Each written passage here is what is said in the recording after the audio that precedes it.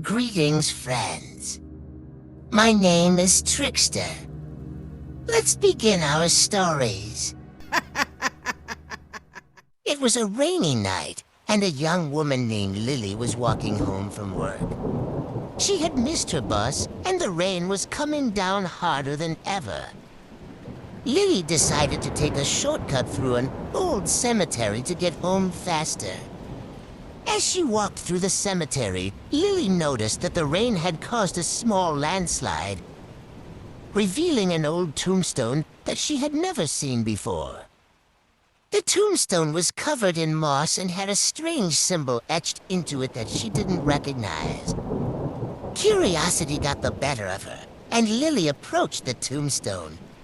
As she got closer, she heard a strange whispering sound, as if someone was talking in her ear. She turned around, but no one was there. Suddenly, a bolt of lightning illuminated the cemetery, and Lily saw a figure standing in the distance, its body obscured by the rain. She couldn't make out any features, but she felt a chill run down her spine. As she tried to turn and run, the figure seemed to follow her, getting closer with each step. Lily tried to run faster, but her feet felt heavy, like she was wading through mud. And then the figure was upon her, grabbing her by the shoulders and pulling her close. Lily tried to scream, but no sound came out.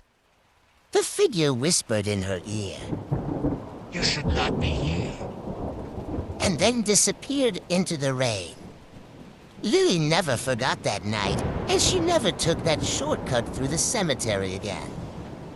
She often wondered what would have happened if she had stayed just a few moments longer, if the rain had not obscured her view.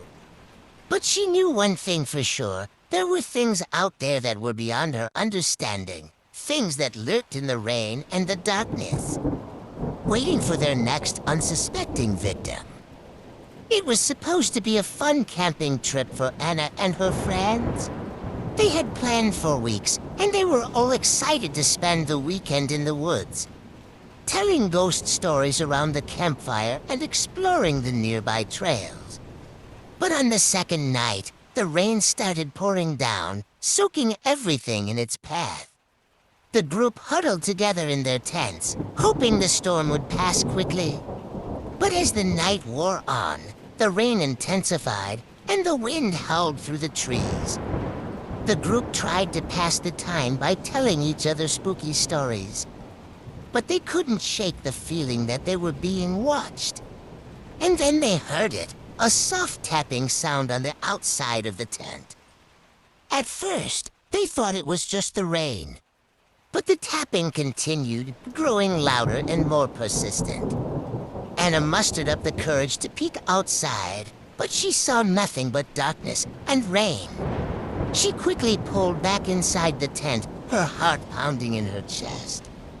As the night went on, the tapping grew more frequent, and the group realized that it wasn't just on their tent. It was on all the tents, like someone or something was trying to get in. Anna tried to calm herself by telling herself that it was just the wind or an animal. But deep down, she knew it was something else entirely. And then they heard it, a low, guttural growling sound coming from outside the tent. The group huddled together, too afraid to move, too afraid to make a sound.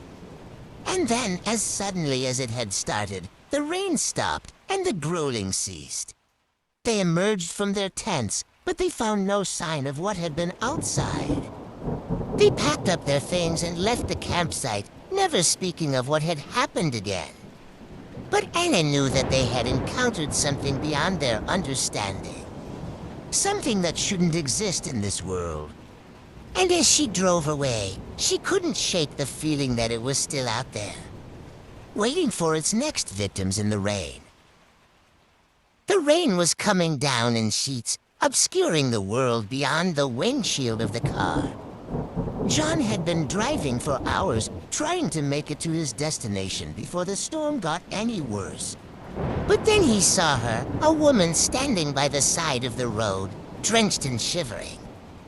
He hesitated, unsure if he should stop. But his better nature won out, and he pulled over to offer her a ride.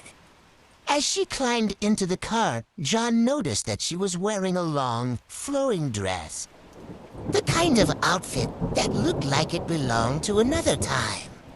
She was also carrying a small, old-fashioned suitcase, the kind that he had seen in old movies. John tried to make conversation with her, but she remained silent, her eyes fixed on the rain outside. He wondered where she was headed, but didn't want to pry. Suddenly, the woman spoke, her voice barely above a whisper. "You shouldn't have stopped for me," she said. "You don't know what you've let into your car." John tried to laugh it off. But the woman's tone was so serious that it sent shivers down his spine.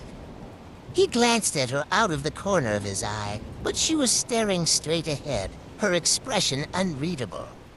As they continued to drive, the rain grew heavier, and the wind started to howl.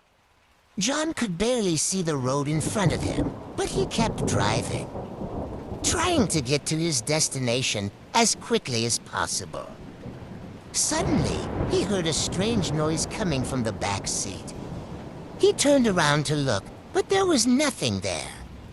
Just the woman sitting silently beside him. And then he saw it, the glint of a knife in her hand. He tried to grab it from her, but she was too strong, too determined. She plunged the knife into his chest over and over until he was barely conscious. As he lay there bleeding and dying, he heard the woman's voice again, barely audible over the sound of the rain. "I warned you," she said. "I warned you not to stop for me." And as the rain continued to fall, John realized that he had made a fatal mistake, one that he would never be able to rectify. This rainy evening was one of those made even the bravest souls shiver with fear. Sarah had always been fascinated by the rain, but tonight it felt different. It was as if the rain had brought something with it, something evil and malevolent. As she walked through the deserted streets, Sarah heard the sound of footsteps behind her. She turned around, but there was no one there. She quickened her pace, trying to shake off the feeling of being followed. But the footsteps continued, growing louder and closer. Sarah's heart raced as she broke into a run, the rain pounding down on her, making it hard to see. And then she heard it, a voice whispering in her ear. "You can't escape me, Sarah. I've been waiting for you." Sarah screamed, but no one came to her aid. She was alone in the rain, being hunted by something she couldn't see.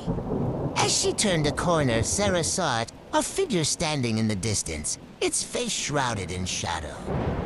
She tried to run the other way, but the figure was everywhere, following her with every step. Sarah realized then that she was being toyed with, that the rain had brought something into her life that she could never understand or escape. She ran through the streets, her heart pounding, her breath coming in short gasps. And then she saw the light of a nearby cafe, its warm glow inviting her in. Sarah burst through the door, her clothes drenched and her face pale with fear. The patron stared at her, but no one said anything. As Sarah caught her breath, she realized that she had encountered an evil that shouldn't exist in this world. And she knew that he was still there, waiting for her in the rain. The rain had been falling for days, turning the city into a dark and dreary place. But for Rachel, it was the perfect weather to go for a walk. She loved the sound of the rain hitting the pavement, the way it made everything seem so peaceful. As she walked, she noticed a man standing under a street lamp, his face obscured by the shadows. She didn't think much of it at first, but as she passed by him, she felt a chill run down her spine. There was something off about him, something that made her want to get away as quickly as possible. She quickened her pace, but the man started to follow her. She tried to ignore him, but she could feel his presence behind her, like a dark cloud hovering over her. Then she heard him speak. Beautiful night, isn't it? He said in a voice that sent shivers down her spine. Rachel didn't respond. She just kept walking, her heart pounding in her chest. You shouldn't be out alone on a night like this. He continued. It's dangerous. Rachel ignored him, but the man persisted. He started to walk faster, closing in on her. She could hear his footsteps getting louder and louder. Just as she was about to break into a run, she heard a car horn blaring behind her. She turned around to see a car skidding towards her, its headlights blinding her. She tried to jump out of the way, but it was too late. The car hit her, sending her flying through the air. She landed hard on the pavement, her body broken and lifeless. As the rain continued to fall, the man stepped out of the shadows, a sinister grin on his face. He had been waiting for this moment for a long time, stalking his prey through the rainy streets of the city. And as the rain washed away the evidence of his crime, he disappeared into the night, ready to choose his next victim.